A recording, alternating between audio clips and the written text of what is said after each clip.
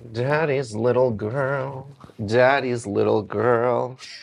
Daddy took my dolls away, but now he loves it.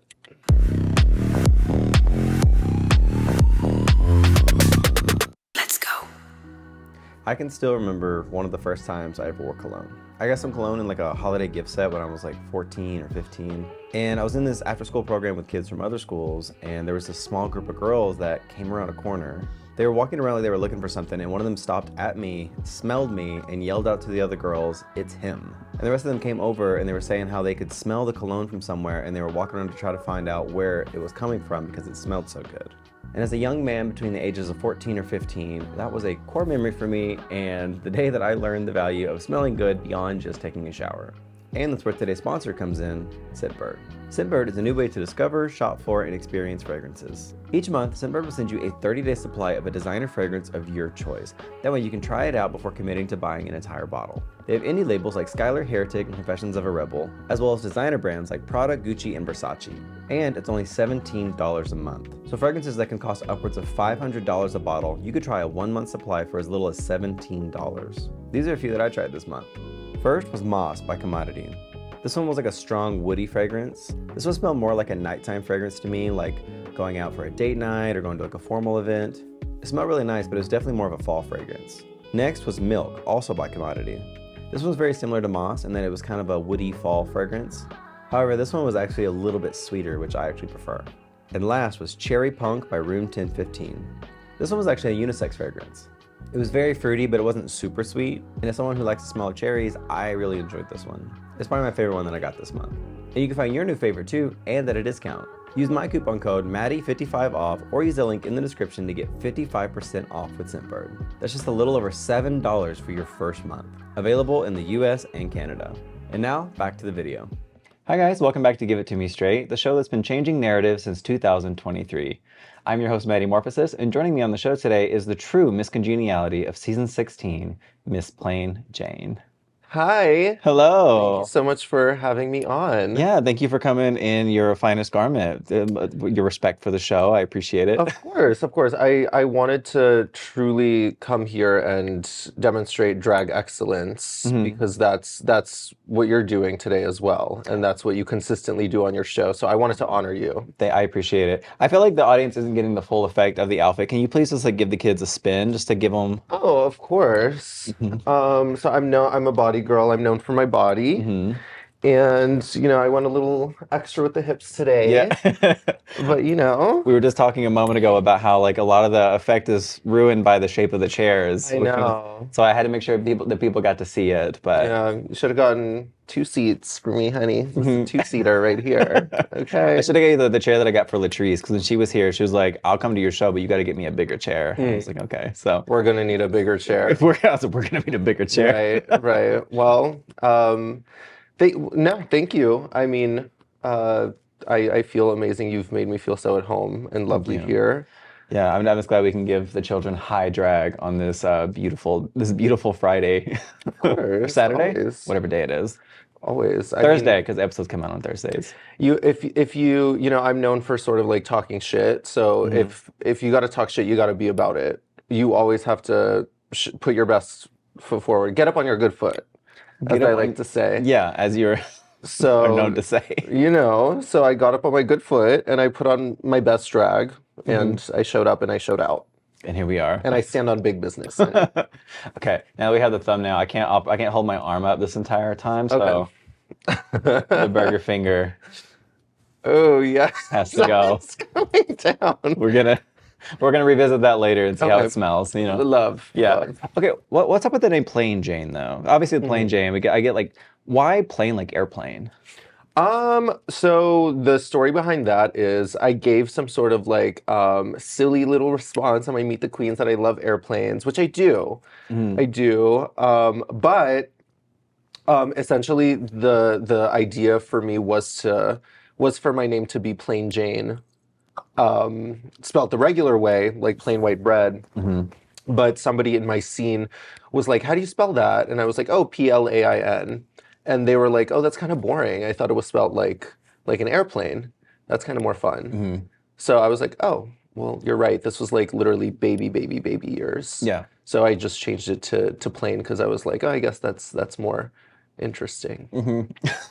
The story is riveting. But it's like, Literally. also another like probably one of the most well-known Boston queens is Jujubee. Yes. Whose government name, as people have found out, is airline. Airline, Is that part of the that's right. reason you guys bonded so much in the Boston scene? With the name plane and airline? Well, I mean, I've said this before in interviews, but we didn't really bond in the Boston scene. We haven't really bonded. I've used her for her drag and her luggage. Right. So and her name and her clout. So there's no bond, there's no real bond there. And I didn't even know her government name. So really, Fake fan. I barely even knew her drag name. I thought it was Juju. I didn't even know the full name was there's a B. There's a B. Now you're being facetious. Please do not put disrespect on Miss Juju Elizabeth B's name. No, I'm kidding, of course. Juju and I are like this. We are scissor sisters. We are butt buddies. We are...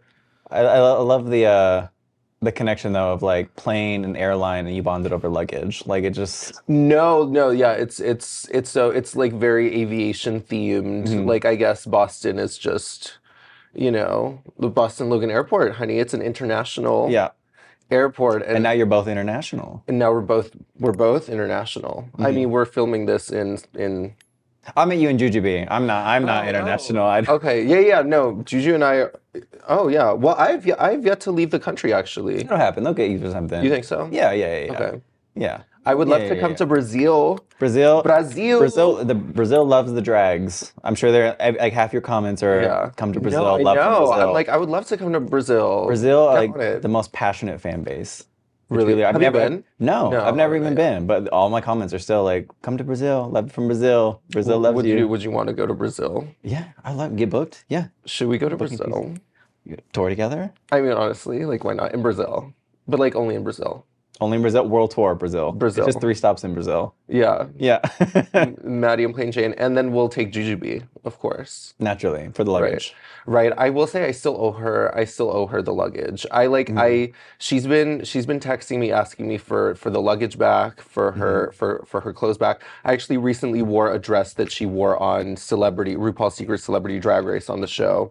And I still haven't given it back to her, so I like really need to give her stuff back. So it is a very one-sided relationship. It seems that way, but I promise that I'm good for something, Juju. I swear. Yeah. I'll let you borrow something. She lost a lot of weight, so she'll fit it now. You're right. I'll let her borrow this. It's very like one size. It's actually fitted. Yeah, it's actually fitted for Jujubee's proportions. Right. Yeah. Exactly. But my bigger question about your name though is why do you go by Plain instead of going by Jane? Because Plain sounds like more like a descriptor. I talked about this like in the pit stop because it's kept me up at night. Like, why do you go by Plain? Well, see, now that since my name has changed from being like plain, like the descriptor, to plain like an airplane, it's no longer a descriptor.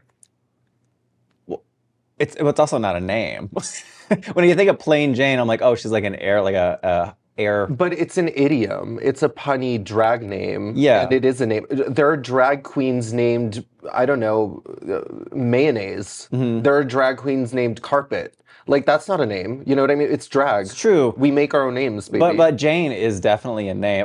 This isn't a call out, this is a question. I'm just I'm working this out. Yeah. I felt very defensive, but this is a safe space, kind of. No, for sure. And forgive me if my energy is combative. I feel like I get that from a lot of people, but I'm not trying to be combative. It's just I've gotten this question before, people are like, but that's not a name, but it is a name. It's my name.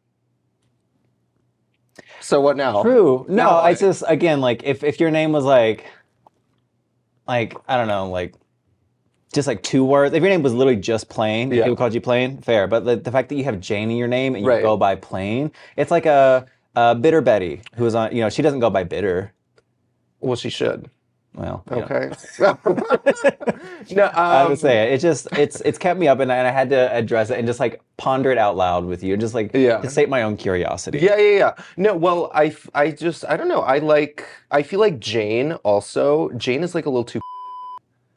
Like Jane is my like streetwalker name. Jane is like what the trade calls me. You know what I mean? Plain is like I feel like plain is you're right. It's like not a very typical name. And I feel like it lends itself a bit more to like the androgynous vibe, and I can introduce myself to people as plain in and out of drag. If that makes sense. Jujubee's, you literally just said Jujubee's government name is airline. What is wrong with the name plain? That's different. I think that's like a cultural thing. It might actually be pronounced differently. I don't know. Well, honey, my cultural background is not of the USA. So No, but maybe plain Jane isn't Russian either. how do you know that? How do you know that plain is not a common name in Russian culture? How do you know that? I mean, I think You're making assumptions. I'm trusting my women's intuition. Okay, you heard it here first. Yeah. Maddie, you're coming out as a trans woman. Got me. And I'm glad that I was able to pull that Smell out in of the you. finger wasn't burger after all. It was Estrogen. estrogen. Yeah. Yes. Dripping in it. Sickening.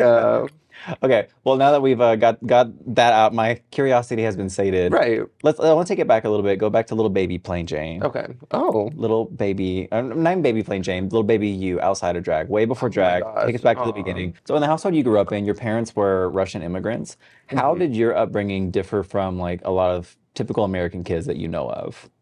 Growing up, I grew, like I said on the show, I think, I grew up in this little like Russian circle in like a suburb of the greater Boston area. I grew up in Newton, Massachusetts.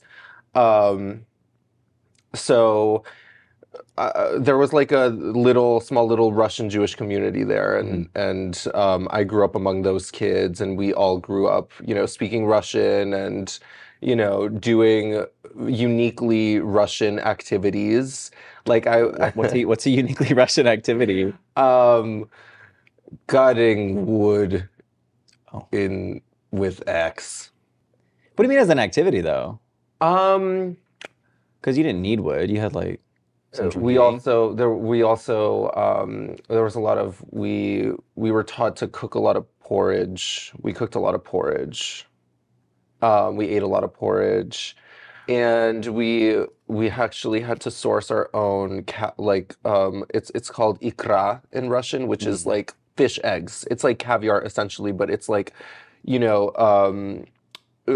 not like the expensive like Petrusian beluga or whatever. It's just like salmon or whatever we could scrounge up in the local rivers. We just cut the belly of the fish open, and there would be fish eggs. And those were our sort of like pearls of the ocean. I can't tell if you're being facetious or this is a true story. It's all real. Again, I would appreciate it if you like took me a little more seriously. For some reason I find it difficult. I don't understand why, but whatever. Anyways, so I grew up. I just grew up around Russian speaking people, and then like my introduction. Obviously, I went to like an American school, and that was fine. But I had sort of like, common child of immigrant parent kid, like. Turmoils and tribulations. Like my food, like my lunch food that was being packed for me was different. I was being made fun of for like how stinky the food was or whatever, like how weird it was.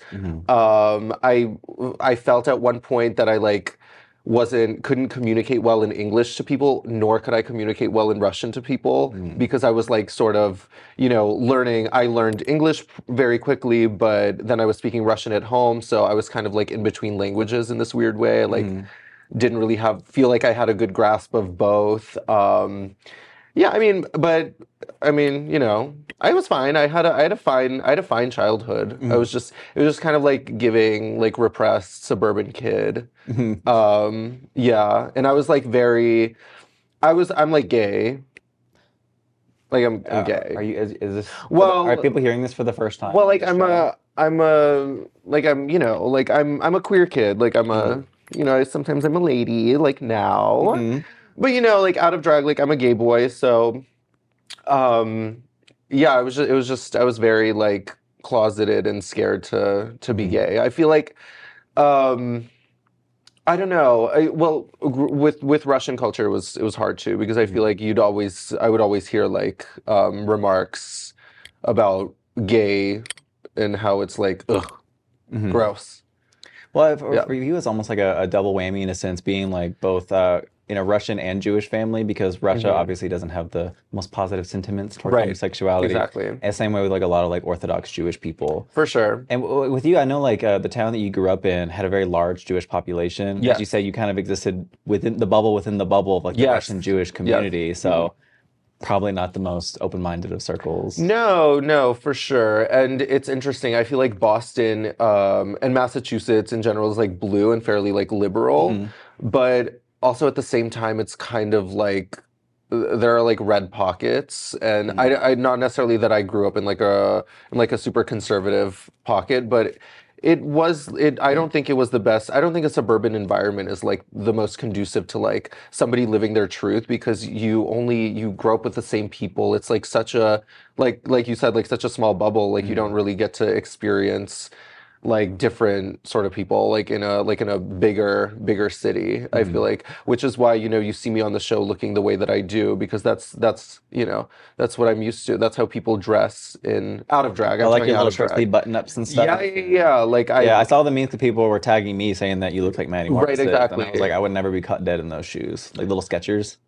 well, No shade, I'm just no, that's fair, but just me personally. I'd be caught in something worse. But exactly. That's well, that's the thing though. It's very like I had no sort of, and still don't. I still have no sense of like fashion identity, like personal sense of style out of drag. I just like continue to wear like what the people around me back home in like middle school and high school would wear.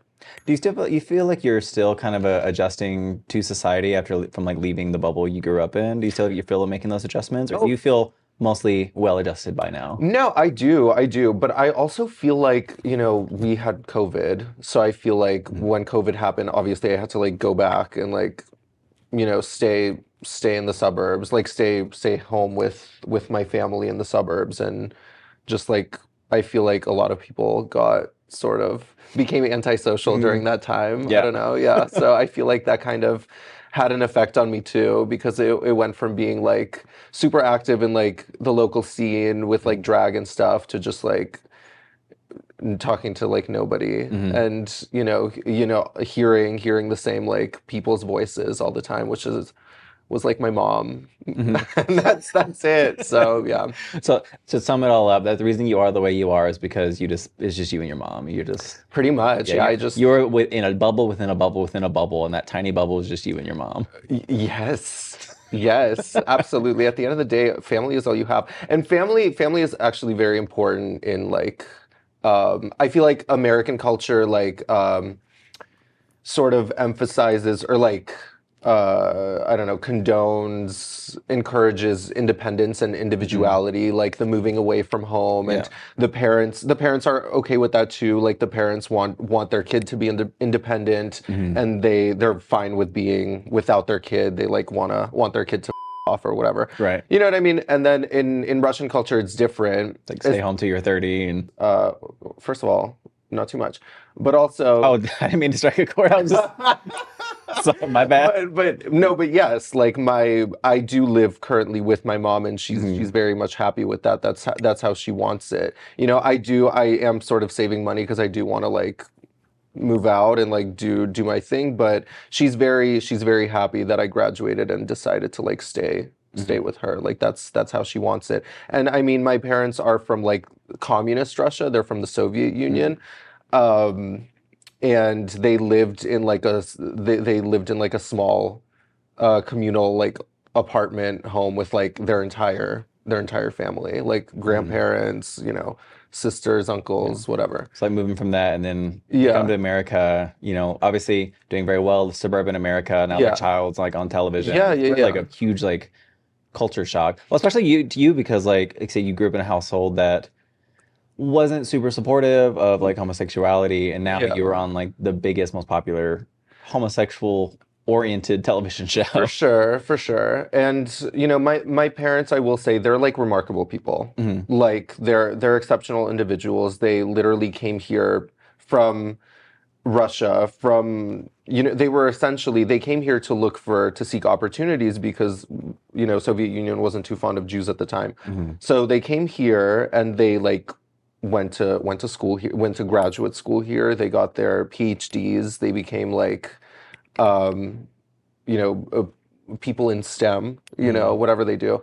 I mean, you know, I won't bore you with what they do, but so they like, you know, it's like I feel like my story is that story of like, you know, They worked hard so you can be an artist. It's like the kid who's like disappointing their like hardworking immigrant parents who like expect them to like get an education and like, you know, go to business school or like, which I actually kind of did, but you know, do like science or be a doctor, a lawyer, whatever, like be a hero of capitalism. You know what I mean? As opposed to like, you know, a like clown, you know, dancing for pennies and coins, tipping You're doing their both. hat Like you're succeeding at capitalism and you're a clown dancing for money. But Yes. but you know that money has a comma in it now. So well, yes. well, yes. And I feel like Drag Race was like something that I desperately wanted for myself because like this is my passion and this is what I love doing. But I also I was fighting for it because I wanted to like show my parents that I could make a living off of this. I could be successful like doing this. And this is my version of success. Like it might not be what success looks like for them, but honey, once they start seeing that I like can stand on my own 2 feet and like you know, am making good money off of this, then they'll like come to respect it more, come to respect what I do more, and come to see it as something that has like meaning and value, at least in my life. And I think that's exactly what's started to happen. Like they've started to come around. They like watch me on television. They're like invested in the story. They're like happy to see their son like succeeding in what their daughter, excuse me, they're happy to see their daughter succeeding in what she loves to do. Yeah, because you're Womana right now. Absolutely, always. I was gonna say the outside point of view, like I feel like it kind of makes a little sense because you started drag not too long ago, like in the grand scheme of things. For sure. But like even when you started drag, like you hit it hard. Looked very good aesthetically, like out of the gate. And it seems like you do put a lot of like effort and thought and like even a straight man complimenting me in drag. Well, hear me out. There's always a backhanded compliment. No, no, but seriously though, like even whenever you are doing something that's like stupid, it seems like you're putting a lot of thought and effort into it, and it makes sense when you have a family that came rags to riches, America, opportunity. So it's like you want to be the best version of the disappointment that you can be. Exactly. So it's like, exactly. Yeah, I was in a similar sense where it's like when I was out performing at bars, I'm not telling my family about it. I'm just like living my life. But I was like. But if like the moment I get like on win a huge pageant or get on television series, then it's kind of like now I'll tell the family because I want to have something to show. Exactly. Yeah. Deep. Yeah. No, for sure. But very deep, very deep. You mentioned your college degree though. You actually you actually just got your degree. Like not only like you finished filming Drag Race and then went back to school to wrap up your last semester. I did. Yeah. Most drag queens like they get on the show and now everything else falls to the wayside. That's their main focus. Most queens don't go back to school or finish up any loose ends. Is it because of like your family and their successes that you felt like obligation to finish your schooling? Oh, 100%. I mean, my parents like prioritize like education for their children. Like it was like, as long as you get an education, like we support you. Like get your education, get your education, get your education. So. And it took me a long time to get there. I mean, I'm 26 years old now. I got my undergrad last year at 25, so I'm kind of a late bloomer.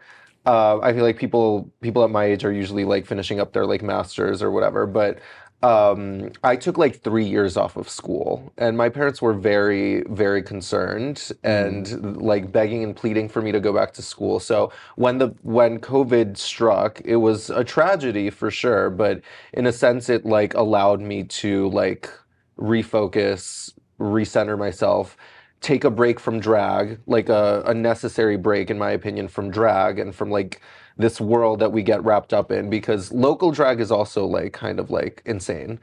It can seem pointless sometimes because like you're not making much, you know, and it's like you're just, I don't know, kind of scraping away. But anyway, so COVID happened. I stopped scraping. I let my brows grow back, which now they're shaved. But anyways, I let my brows grow back. I was like, okay, so what now? What now? Applied back to school, finished my degree, because initially I dropped out of college. I was going to school in New York and I dropped out, and dropped out like very, very lost, very confused. That's when I started drag, and then I did it for like a solid 3 years before the pandemic struck, and then I went back to school. Yeah. So But I think you're educated though. You got your degree and everything. I am an educated diva. Have I retained any knowledge from my time at school? Doesn't matter. Doesn't matter. Doesn't matter. You have a piece of paper. I got that piece of paper, honey. Whenever you finally got your degree, like, was your family like really like happy and proud that you got your degree, or were they more upset that it was just in communications? Okay, so see, this is where you start with me. First of all, I'll have you know, Miss Ma'am, it's not just in communications. It's a double major in marketing and comm, so it is a business degree. Oh, okay. So my apologies. This is some math.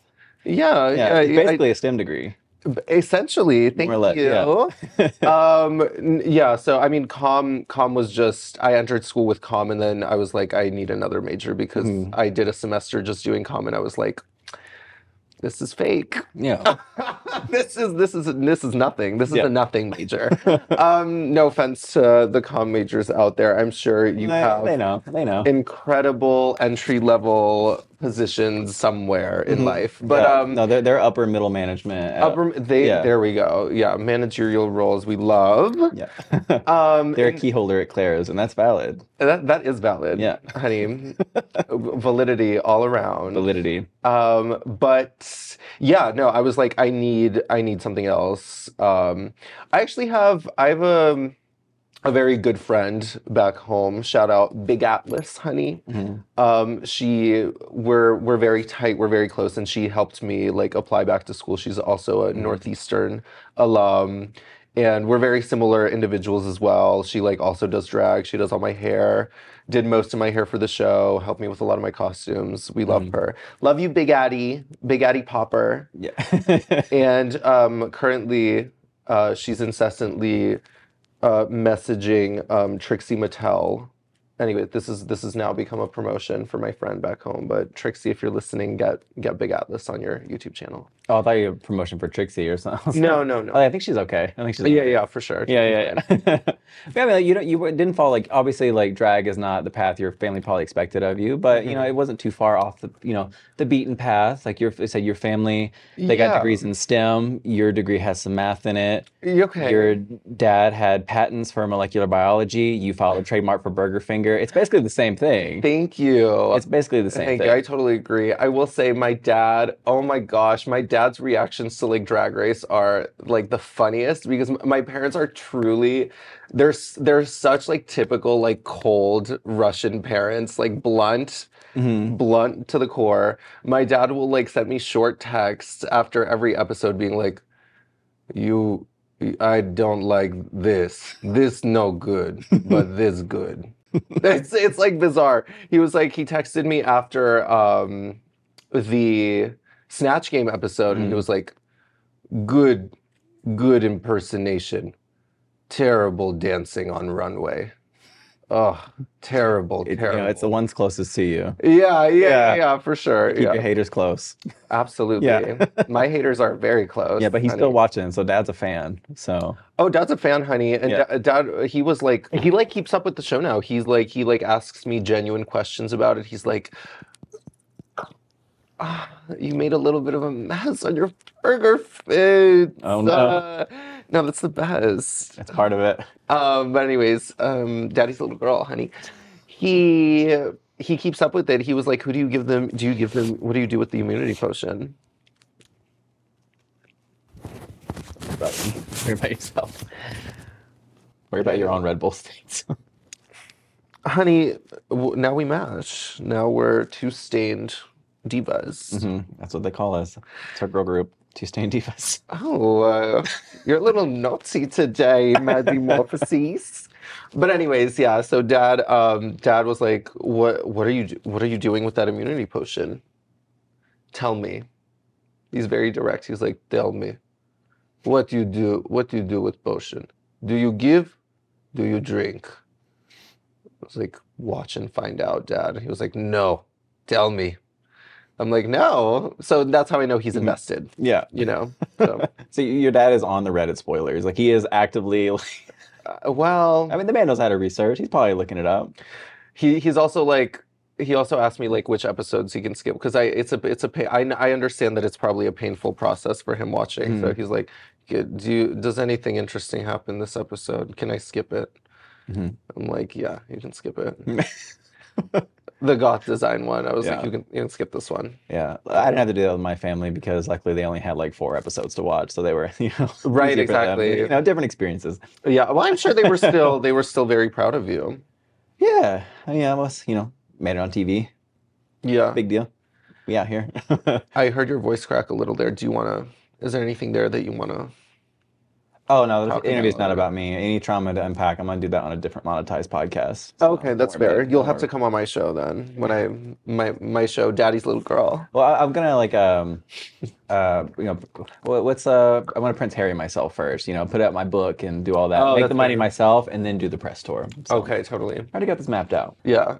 The new Starz series, Mary and George, starring Julianne Moore and Nicholas Galitzine, tells a story almost too outrageous to be true. But shockingly, it is. With next to nothing to her name and looking to elevate her social standing, Mary Villiers sets her handsome and charming son George on the path to seduce King James I and become his all-powerful lover.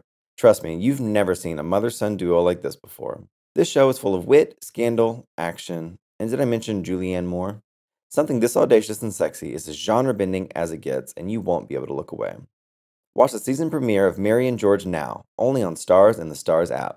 But talking about your family, as we talked about many moons ago, they weren't the most supportive at first. Yeah. No. Like, when did you actually come out? Were you out in school, or was it until after you graduated? No. Oh my God. I was not out in school. And people would always, I feel like kids in school would always be like, are you gay? And I'd be like, no. And then at one point, at a certain point, and I was like teased about certain things too. I was teased about like how faggy like I acted or whatever, how like annoying and grating my like voice was. Yeah. You're like, I'm not gay, I'm just Russian. Right, exactly. Do have annoying voices. You can keep that in. I'll have to delete the word for monetization, but But anyways, we'll stay in on the audio version. That's fine. perfect. But yeah, I was kind of just I was like poked and prodded, and then people would be like, "Are you gay? Are you gay? Are you gay?" And I just deny. At a certain point, I kind of like got tired of denying because I started kind of accepting within myself. This came towards like the later years of high school. It took a while for me because, girl, believe it or not, I don't like it when people talk shit about me. Okay. I can do it to you. You don't do it to me. I want everybody to like me. Like, I don't want people being like, oh, like that. Like, I'd rather people, oh my God, I used to be this is gonna sound so silly, but I used to be the type of person who I would rather have people not talk about me at all than speak negatively about me. Yeah. I'm sorry, it's just. So you it's try funny. to avoid confrontation at all. Exactly. possibilities. That makes No, sense because I was gonna 100%. say like you didn't look like a kid that could fight. Like you didn't. This is not a kid that threw hands. Oh, he's so cute. I miss him. Little him. It's from you from whenever you were at the School of Mathematics. Yes, this was Camp RSM. This was Russian math camp. Yeah, it's you were talking about the Russian bubble you lived in, and you had your own after school programs and classes and stuff. Yes. I did Russian math, and I was also in like an extracurricular Russian literature and theater course. And I ballroom danced. I mean, it was Russian. It was very Russian. But Yeah, we Yeah, you can miss set that him. anywhere. I'd normally take it from him. Aw. I'm kind of indisposed right now. Aw, But yeah, a little I miss that kid. Russian math camp. Russian math camp. This was actually during like a play where I played the Russian headmaster of the Russian math camp, and I also did this was like the It's Mrs. Mrs.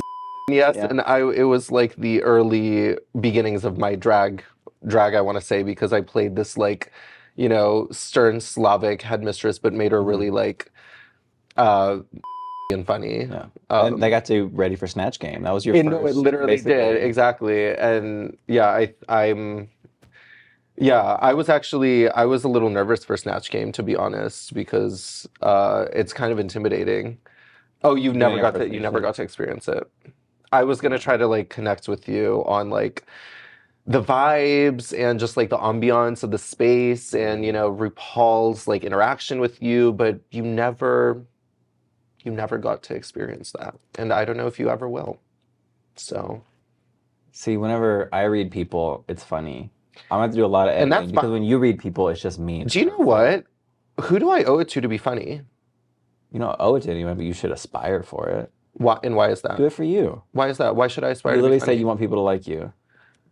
Well, not anymore. Oh, Clearly, that's out the window. A lot has changed.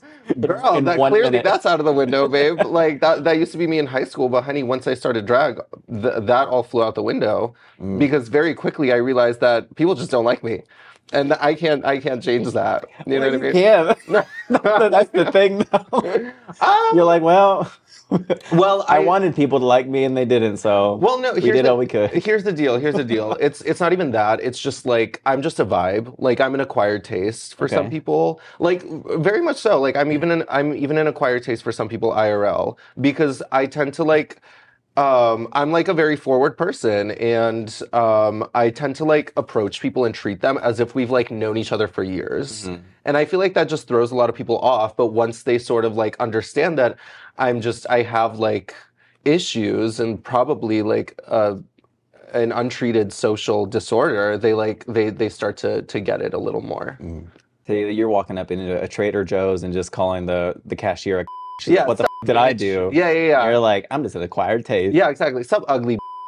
No. But in high school, you are a very different person, though.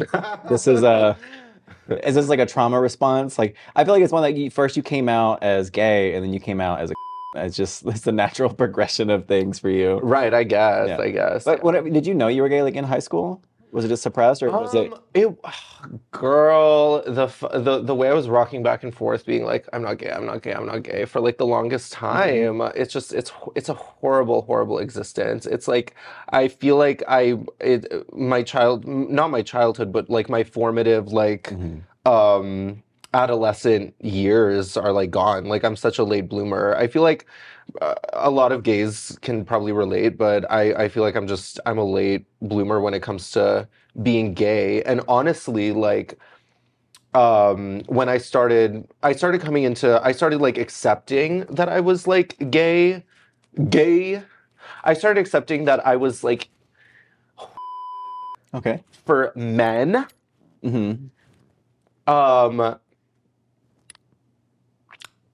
Sort of like towards the end of like 11th grade or like 12th senior year. Like senior year is when I was like, okay, senior year, I feel like, especially like towards the end of senior year, I was like, okay, I'm definitely gay for sure. First of all, I can't come out because, honey, it's like we're almost done with high school. I'm gonna be proving a bunch of people right. I don't want that. I'm not gonna know these people in like I'm not gonna know these people in like 2 seconds. They all disgust me. They're all hateful. They all made me feel like shit about myself. I'm just gonna like, continue being like a little meek little idiot for like. I love that you spent an extra year being straight out of spite. I love that. I feel like I've heard this before though. I've heard other people come clean to me and say that they also had similar experiences. So at least I feel good that it's not just like me, like a psychotic little thing that I did. Yeah. Because I was like, it was fully out of spite. I was like, no. There's so much hatred bottled up within you. So much. And see, now it's all coming out. Now you get This it. is supposed to be a redemption episode, you know, tell another side, change your narrative. And you're like, I'm No. here to affirm that I am hateful. Yes. Yes. But anyway, so So in high school, you're just like, I'm just going to spend another year, power through this. And then once I go to college, full bitch. Well, off see, the races. see, that's what I thought would happen. That's what I thought would happen. And honestly, that's also why I like applied to school. Like schools like only in New York, because I was like, that's like the gayest city. Like I'm gonna be so comfortable like trying this new gay thing out in like a city where everybody's running around with loose. Yeah, I said it, New York. But anyways, that's not a bad thing, honey. Okay, never mind. Collect your loads. I think that's the kindest thing you said was loudly exclaiming, and you're loose. And that's like your only compliment this episode. Well, that's my humor. Okay, fair enough. Go on. Anyways, so I got into college in New York, went to study in New York, and I still could not like come out as gay. I came out as bi, you know, I was bi first, gay later. But I came out as bi or whatever and was still like so, cuz like that like deep like cultural based shame and like just inner shame and like, you know, just shame. The shame, just the deep rooted shame is so hard to like shake and get rid of. The hate was gone, but the Russian shame was still Yes, imprinted into you. yes, I literally had that, you know, from Game of Thrones. Oh, like the shame. Shame. But it was my dad. It was my dad dressed in drag in that outfit and like ringing that bell in my mind, you know, being like shame. So yeah, I couldn't do it. And then I started coming out to a few of my close girlfriends. And then I like literally, like all my like Russian friends that I grew up with, I kind of put that aside. I kind of tossed that. I kind of lost contact with them and stopped talking to them. Because partially because I was embarrassed, to be honest. I was embarrassed. I was embarrassed that I was so like scared to be myself, and I knew those people for my entire life, and up until that point, and not once throughout knowing them did I allow myself to be myself around them, because I was just like so deeply ashamed and closeted. And because I was so like embarrassed, this is we're getting deep, honey. This is like therapy. I'll get deep. It's good for my algorithm. Because I was so embarrassed, embarrassment central, honey. It was humiliated. I like cut those friends out of my life, and now I don't talk to them. Have you thought about like in hindsight with all the changes you've gone through, like reaching out to see if some connections are worth like rekindling, or are you very much like go with the flow, keep the train moving type person? Go with the flow, keep the train moving, especially now, like it's been so long and I'm so deep into this drag thing and I've like really found like a drag family and become so so entrenched in this scene and in this culture that it's just like we're just on different sides of the planet now. I don't feel like, and also like I still like, this is a journey for me, honey. I still carry around that shame with me anytime that I'm like at a family gathering or anytime that like, you know, or like a family friend gathering that I'm like, you know, that I'm like around for or obligated to attend.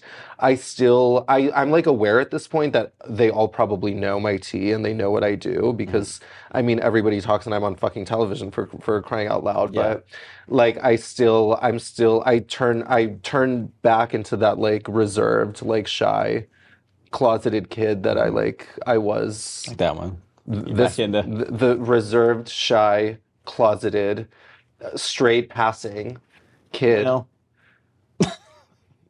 I mean, even as far back as like your ballroom dancing videos, like I don't know if you were ever straight passing. Girl, honey, I don't know if you're straight passing. How about that? I'm not trying to be. I'm just living my life. If men are in right now. Exactly. Yeah, it's 2024. I'm the modern man, as they say. Okay. This is what peak performance looks like. Me too. Same. Yes, daddy's little girls. What? Daddy's little girls?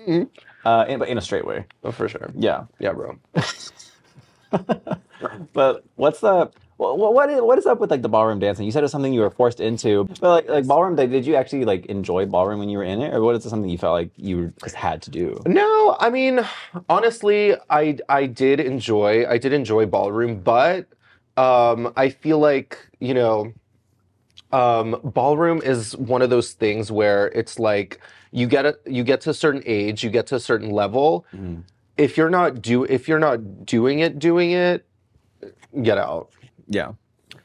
It's like if you're not drilling this every single day of the week, if you're not taking practice seriously, like if you're not aiming to be the best of the best, if you're not aiming to compete on a pro level, you might as well quit while you're ahead, honey. It's like ice skating when you either go to the Olympics or you age out. Same thing with like ballroom dancing. Yeah, I would say so. Yeah. I mean, of course, people can do it as a hobby and do it for fun, but I was doing it competitively. So it's like if you're not winning the gold, then you turn 7, you're like, gotta hang up my dancing shoes. My career's over. Exactly. And honestly, like I came to a point in sort of ballroom dancing where I was at like this crossroads, whether to pursue it like full time, drill, do it every single day and like make it my thing, or do something else. And that sort of gay comment was the kind of almost like the determining factor where I was like, you know what, I feel kind of icky about this now. So and it's so much effort involved that, I think that why would I put so much effort into something that is like kind of like people don't people think is like, Yeah. you know what I mean? So Because I'm not gay. because I'm not gay. Yeah. Ooh, I like the warm smell of moist. Yeah. I feel like that you looked like viscerally uncomfortable saying that, even with that conviction you gave. You could tell, huh? Even, yeah, it's a solid Macho Man Randy. I mean, I will say I'm not opposed to like I'll try anything like once or twice. Oh, you're back in your bi era. Yes. So good luck getting it up, honey. But this tongue works. Hey, there you go. But from one performance art to another, though, I'm curious how you actually got into drag, because like you say you were very like ashamed child, afraid of the limelight, didn't want the attention like that, and then all of a sudden now you're hitting drag hard, throwing on the wigs and putting like 110% into it. How did you like get into drag at the level you're at? Drag was like what my ballroom dancing could have been. You know what I mean? I was like, this is like my balls to the wall art form now. I couldn't win a ballroom competition, but I can win an open stage night. Period. No, I don't know. Drag, I feel like drag is so like unserious, and I think that's something that I was like really missing from my life, because I think that especially my parents, like I think they tend to like misjudge me and mischaracterize me as a serious person, because I think that's good on you. I think that's the person that they want me to be. They want me to take things, take life a little bit more seriously, because that's just how they grew up and how it's the way. Do you know the way? They know the way. But anyway, so I think that I was just that like camp energy that is drag was just like missing from my life, and it just kind of like just burst out of me. I feel as though I didn't really even come out as gay fully. I was about to ask if you were kind of living a double life when you started drag. It went from like being closeted to like drag queen. Like it's like that's just how it was. It went from like literally like being like ashamed of being gay to, well, now I'm a crossdresser, like fully. It went from 0 to 100, because I almost feel like drag offered me like a space where I could like hide from that shame, and like instead of like exploring, like working on myself like out of drag, it allowed me to like build a completely different persona from scratch. And this is the one you settled on? You are so snappy today. Well, yes. Well, yes. But Yeah, I don't know. I feel like it also like stemmed from like a little bit of sexual repression too, because my drag character is so like hyper like sexual, like overly sexualized. Like I have like the big wide like birthing hips Yeah. and the really big breasts. So It's like those like like when you look back at like Neolithic times and they had like statues of women and they're like really curvaceous. Like this is yes. what they were looking for. Exactly. Yes. No. And I love like just like I had so much ness in me and so much femininity that was like unexplored. And I feel like drag was like it just, and I was also like very influenced by Drag Race too. And not particularly by you. Well, no. No. No, But no. I would like watch Drag Race even back when I was like scared and afraid and ashamed. I would like watch Drag Race in my room like by myself like on my laptop and be like, Just like under the blanket on like your phone watching Logo. yeah, Yeah. exactly, like just away As you do. Yeah. to Bob the Drag Queen. To Bob the Drag Queen. Yeah, you know, I just I feel like I could tame that beast. Yeah. You know what I mean? You made a comment, but before we were filming, you made a comment about Bob was actually a huge inspiration for you getting into drag. Like, how did Bob influence Oh my your God. drag? Wait. Okay. So this is a story that I have never gone on record with, but it's actually quite fascinating. So when I was maybe 19 years old, this was like around, or maybe 18, 19, around the time where I was like getting a little bit more comfortable with myself and my sexuality. It's like right when you went to New York. Exactly, yes.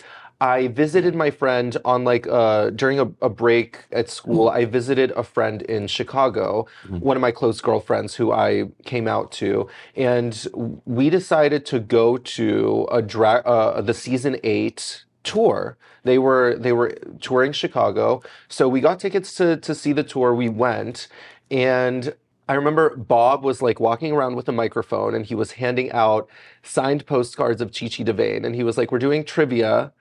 Whoever answers this question right will get the signed postcard of Chi Chi." God rest her soul, by the way. Fabulous queen, love her. Anyways, he was like walking around, and I was sitting in my little booth, and he was like, "What is the song that that Chi Chi sent Naisha Lopez home to," or something like that. And I like raised my hand tentatively. He was like, "You, 18-year-old Jewish kid, right here," like clocked it, because I'm sure he's many of us. Miss Cracker, hello. But anyway, so he like put the microphone in my face, and I said, "Call Me" by Blondie. In my best like Maddy Morphosis impersonation character voice. Yeah. And because you hadn't even soft launched by then. Exactly. So he was like, yeah, here you go. Moved on to the next question. And that's in that small, tiny little interaction, I was like, something in me, I was like, I never want to be on the receiving end of that ever again. I will never be looked at by this as if I'm like a prop, an audience member, a nothing. Because I saw in Bob's eyes in that moment that he felt that he was the star and that I was just, a little moment. And I said, "No, honey, I am the star, and I will one day I will be holding that mic, and somebody else will be answering the trivia question and getting the signed postcard of Chi Chi DeVane." With that story in mind and the way Bob made you feel in that moment. Yeah, like nothing. A nothing. Would you say that had something to do with the recent feelings you expressed towards Bob? No, it honestly didn't. That had more to do with her being a about Burger Finger. So with that in mind, was it about Burger Finger, or was it something more? Like what was it to you? Because like Okay, As much as we all agree that Burger Finger is the smash hit of the century, absolutely. it was a lot of feelings for Burger. I see what you mean. I see what you mean. I just feel like Bob had a lot of feelings for Burger. So the many feelings that Bob had were reciprocated with, quite frankly, less feelings. You know, because I didn't say as much as I could have, but I'll do so now. I feel like Bob dwelled on it a little bit too long. And I honestly feel like it's not just Bob. A few alumni girls just didn't get it, which is fine. But they just they went on these like tirades about how it was so unoriginal and everyone's trying to be stupid now. And it was just so it like mimicked the opinions of hating ass bitches, like hating ass fans. Just say you don't like it, say you don't find it funny and move on. Like Yeah. don't like go on these like tirades like mimicking the opinions of like dumb fans who like don't know shit about shit and like say that I'm being inauthentic because I did a dumb number that had to do with food, which has been done only a few times, mind you, in the scope of Drag Race. You know what's been done more times? Any fucking other original song about nothing except for like I'm so yay. Like Damn, now you come from Mirage too. She's At catching least- strays. She's down the street. At least her song was amazing, and Mirage's talent Mirage's talent wasn't necessarily the song; it was her performance. So you know, Mirage is sickening, but you know, So you feel like like Bob's comments about the song, it was less of an opinion about the song and more of like an attack on like your literally very that, and I felt like it was like unwarranted, and I feel like it was a very strong opinion for like an alumni of the franchise who had done this show before and like knows the whole like you know, rigmarole of it or whatever, and how like the fans can treat you thereafter. I just thought it was a little bit annoying and honestly like irresponsible, if I do say so myself. And Burger Finger, you know, as I totally know that it's like an idiotic, dumb, like ketchup stain on a t-shirt, on a white t-shirt equivalent of a song, but there was effort behind that. There was effort and thought behind that, you know, regardless of what people want to say. So, and it didn't really have anything to do with Jimbo, to be honest with you. It was a number that I performed before the show, and it came from mine and my friends' stupid little minds. So, and and it's actually a double entendre too, you know. But people wanted to look past that, so that's fine. You know, people don't recognize that you're a wordsmith. So like for Exactly. those that don't understand art, Right. what is Burger Finger really about? So Burger Finger has many meanings beyond a lot of people's comprehension. You know, it transcends reality and shatters the cosmos and space-time. I And said the same thing. But thank you. I appreciate people like you get it, honestly. yeah. The best kind of people, in my opinion. But you know, I got the plain Jane seal of approval. for sure, for sure. So ultimately, like when you take hold of a big greasy burger and there's grease running down your fingers, you know, you're getting real sloppy with it. After you're done with the burger, you get a sort of a smell that lingers on your finger. It's the smell of like dehydrated and rehydrated onion. There's a little bit of mustard and ketchup and mayo, a little bit of tanginess in there. And you know, you also sometimes when, you know, you're engaging in, you know, act with a consenting partner, you sometimes you know, you are also left with a similar sort of essence on your finger while performing certain acts. So I feel as though that double entendre was sort of missed a little bit. But you know, that's my burden to bear as an artist, as somebody who is creating you know, truly like birthed this like masterpiece and put it out into the world. I expected for it to be divisive. I expected for some people to get it and for some people to hate it. But as all great magnum opusi and works, true like works of pure genius, they will be respected after their time and after my time. After I'm long gone, Burger Finger will remain. And it will be treasured and revered as one of the greatest musical works of all time. The girls that get it. Daddy's Little Girls. And the girls that don't, go on tour with Madonna. But that's neither here nor there.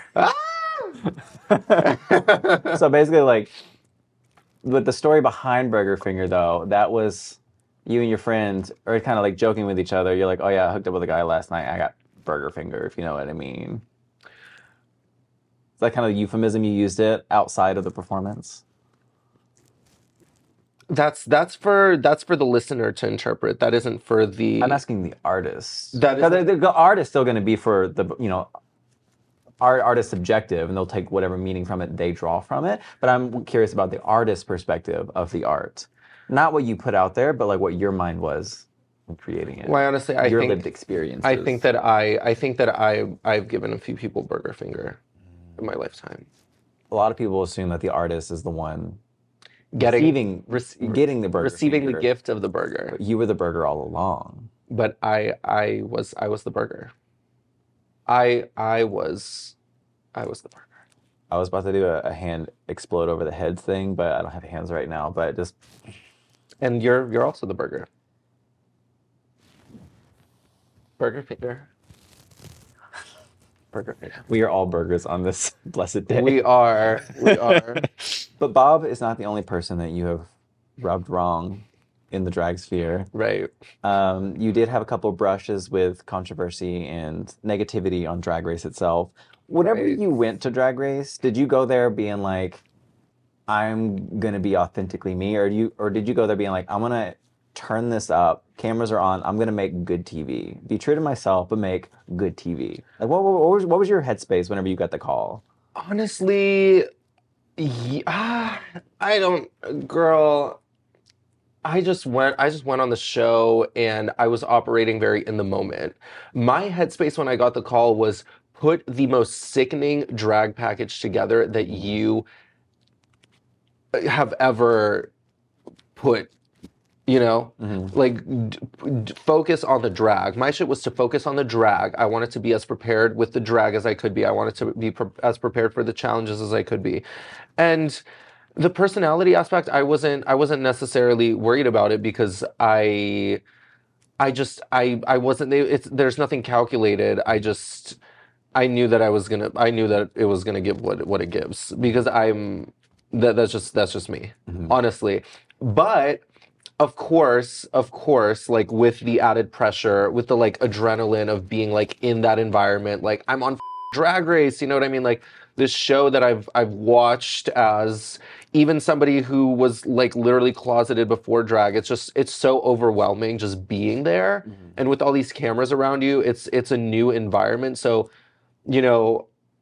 obviously I'm guilty. I am guilty of sort of like putting on a bit of a persona there because it's kind of just like a coping mechanism. It's like a defense mechanism from being in that crazy environment that's like beyond your wildest dreams. You know what I mean? So yeah.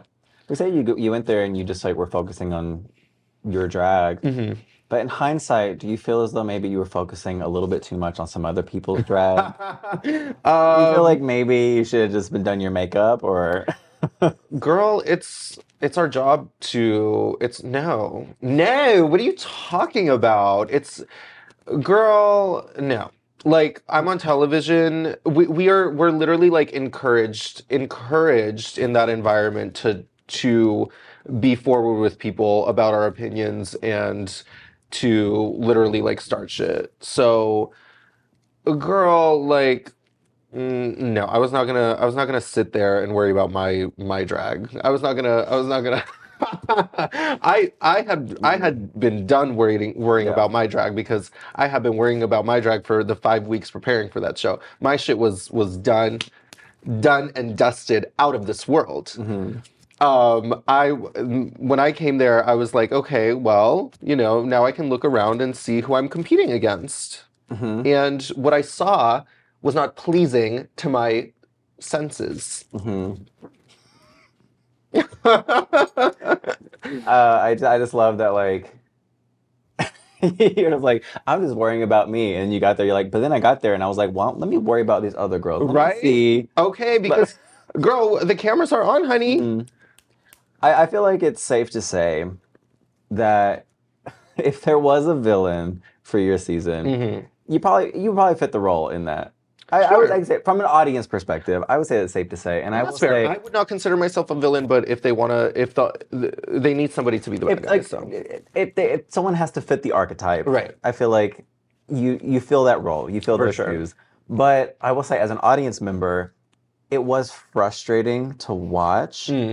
Like, I say this as a person, I enjoy your presence. I think you're very, like, you're a key, you're fun to talk to, fun to cut up with. As a Drag Race fan, I despised every minute you were on that screen because for two reasons. One, you're coming from people that I found endearing. You're coming from people because it felt like punching down because that's fair. You are very good at what you do. You put a lot of effort. Your looks are great. You do great in the challenges, and that made it all the more frustrating as an audience member because it felt like she's not going to get her comeuppance. She's doing great. She's killing it.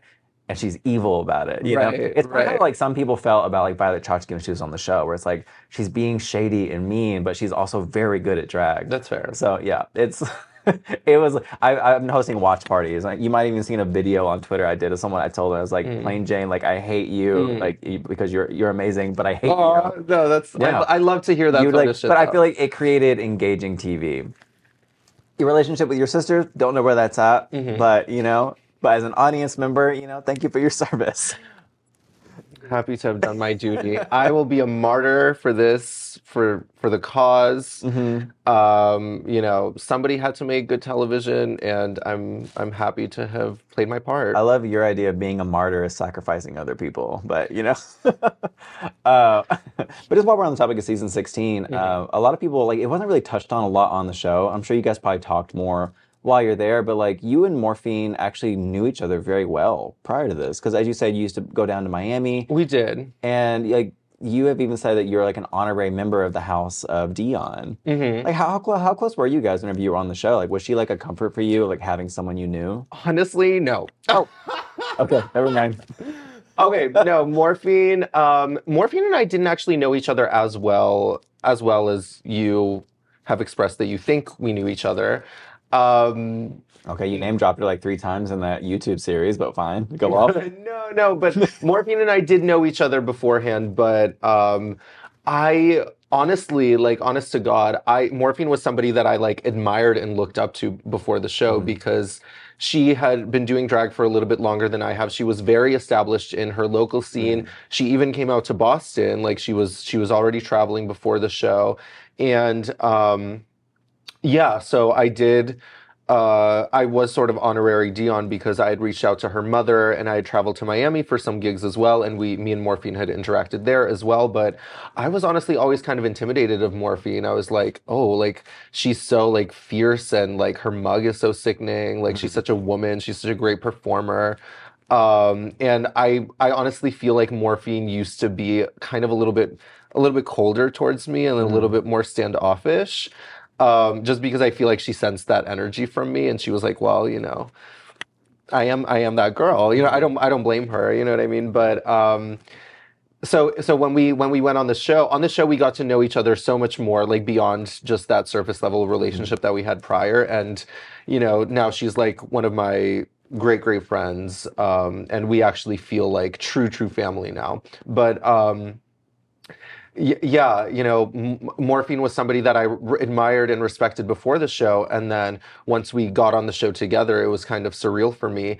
And as we continued to do the show together, my respect for her waned and subsided until I fully just saw her for who she was, which is an incompetent clown. Oh, okay. Yeah. That sort of took a sharp turn right there in there. No, I think I genuinely though I think Morphine is sickening, and I even on the show like I was just always like so like in awe. Even though she had those like, you know, budget stretch garments on the runway, I was still just like, this bitch is just sickening. Just like very like just the way you talk about like a lot of your experiences in life and a lot of your views on a lot of stuff, I feel like it all kind of like I'm starting to get more of like a fleshed out picture of you and like your psyche, and it seems like you're really drawn to people that are like very competent, sure of themselves, and like if you're intimidated by someone, then you like them, and then, but if you feel like someone is not putting in the effort, then you're just like you despise them. It's like, and that feels like it's a lot of like where you're like with like your parents too, because they're like rags to riches, you know, STEM people. For sure. Put your full effort in, do your best, and I don't know. It's just for sure, very fascinating. Like the onion. I mean, I'm not a psychologist, but just like piecing together kind of like your thought processes with stuff. No, for sure, and I think that I mean at least I hope that's coming across like on the show. Like just I think that as people are seeing more of like my backstory sort of unravel, they're resonating a little bit more with me, and they're sort of seeing that like my harshness isn't like nefarious. It's just like but it's trauma. So you know. Exactly. Yeah. At the time of filming this, the finale hasn't happened yet, but on the off chance you somehow win the whole thing. What's next for you? Because you talk about like drag wasn't like always the plan. You have your degree, but like, what do you want to do with all this? Girl, I don't know. Like whether you win or don't. First of all, I loved filming Drag Race. I would love to do more television. I feel like my personality and just how I interact with people and respond to things lends itself well to television, and I would love to do more of that. I loved acting a fool in front of that camera. So more, yes, ma'am, more please. What's your like, dream show? Like a Big Brother type situation, or? Yeah, reality television is fierce. Big Brother, Traitors, you know, House of Villains, honey. You know, if they ever reboot Charm School, I would love that's my fucking like a Bad dream. Girls Club. Bad Girls Club, but drag, sickening. Would love Charm School. Honestly, Flavor of Plain. Can we do a flavor where I feel like they tried to do something like that with Vanjie, but like let's be honest, who wants to fuck Vanjie? Yeah. Well. You know, maybe as somebody who's it's like, you got like all these men fighting over for someone who has the voice of a fire alarm, but literally okay, yeah. So, but like I would do it in drag. Oh, okay. Honestly, I had this idea. I haven't pitched it to a network yet, but I would love to do like. Maybe this already exists too. I would love to do diners, drive-ins, and drag. Like I would love to be like the Guy Fieri of the drag world, because I came into this like, you know, serving burger, and I love a good burger, and I would love to like travel the country in drag and just eat food. Do you want to lean into the burger brand more though? Why did that sound so shady?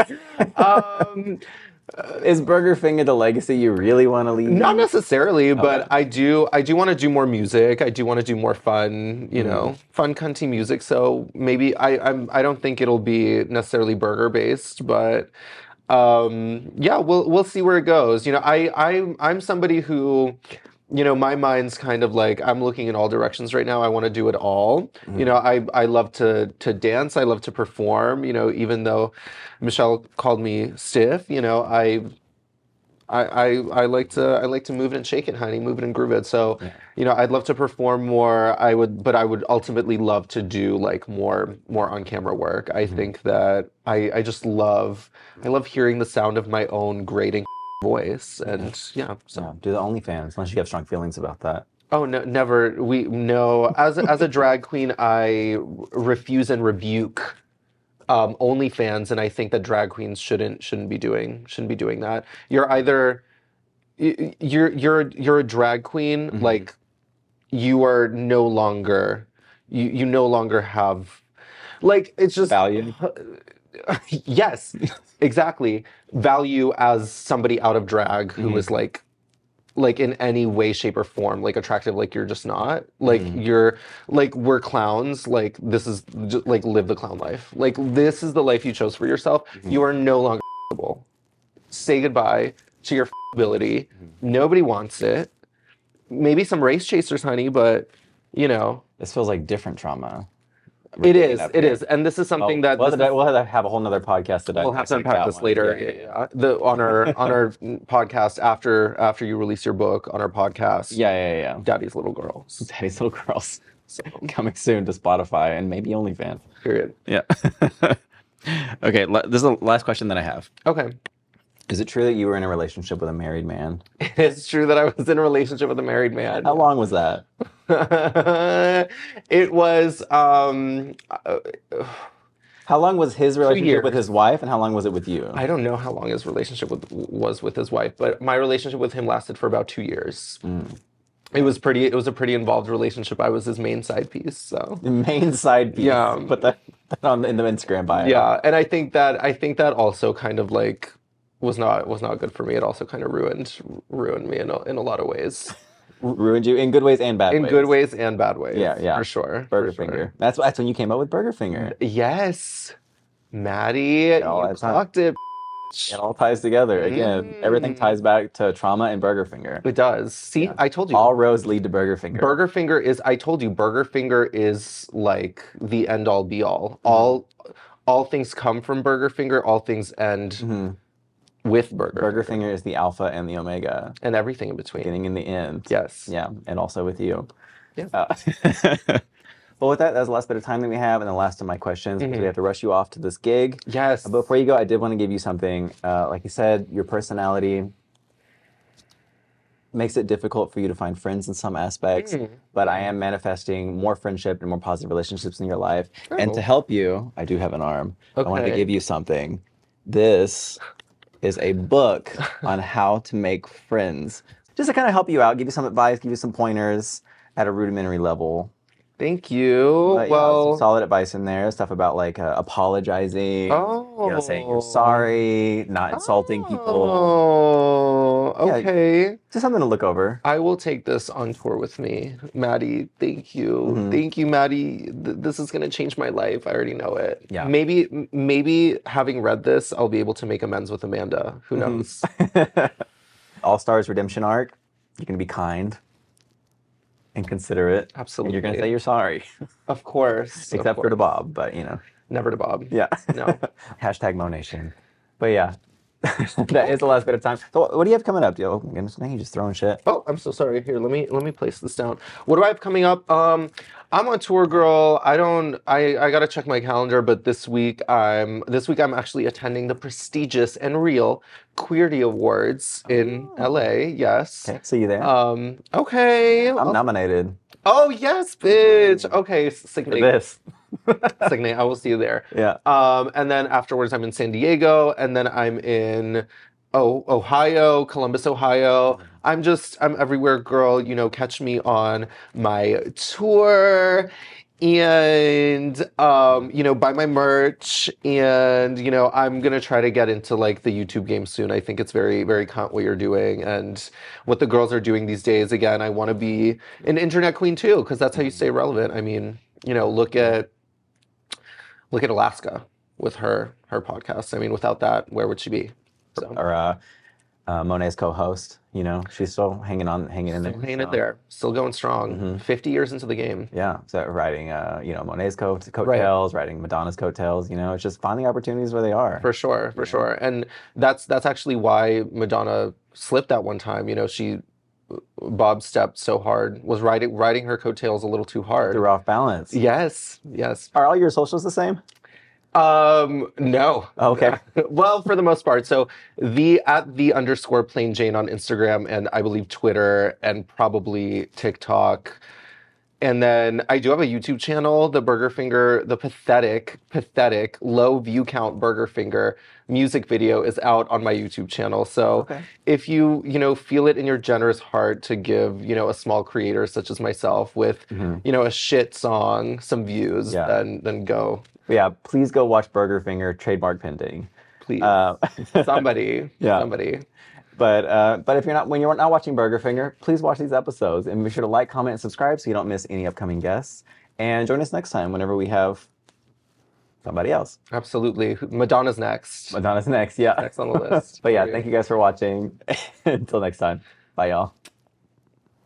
And thanks again to Scentbird for the sponsorship. Use my coupon code Maddy55 off to get 55% off your first month at Scentbird. Link in the description. Let's go. Is this going well? Are we boring people? No, this is good. It's good Okay. content. Daddy's little girl.